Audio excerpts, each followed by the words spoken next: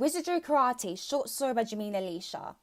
In the clouds were yells of again as each people performed moves in sync and in choreography.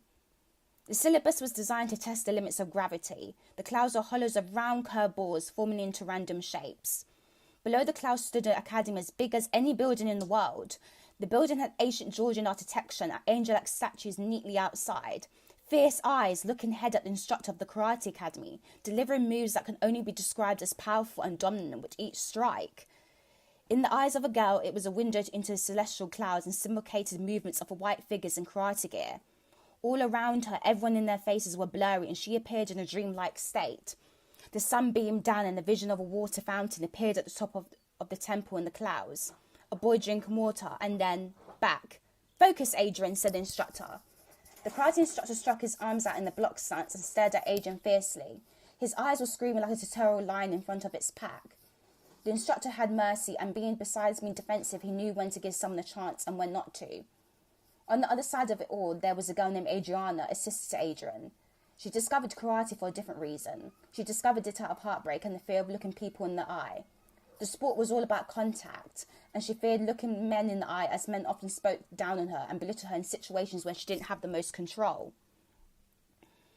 Adriana stood next to Adrian and stared ahead as she aimed her arm forward and shouted "go" each time with her punches. The more the punches came, the stronger and fury she felt.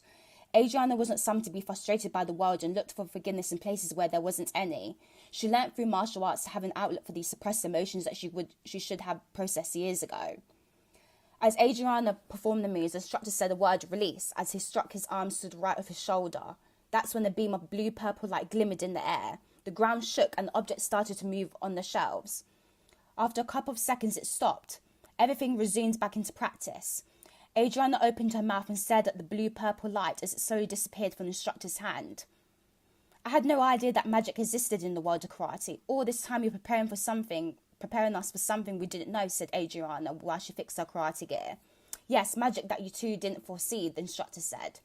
"In this world, you have two choices, either defense or surrender. We decided to combine wizardry with the art of karate to enable defense and protection from all our peoples. Yes, I do not recall this information when I started, but I'm in. I do not possess magic, but I'm willing to learn," said Adriana. Adriana remained silent through the conversation and replied, "My sister and I didn't know of this, and everyone in the academy is new to the art. What do we need in it for?" said Adrian. The question lingered between them and vibrated back to the instructor. He raised his hand and said, "We need in defense of the unknown force. People want to use karate as a way to kill and destroy people. Those type of people we are using this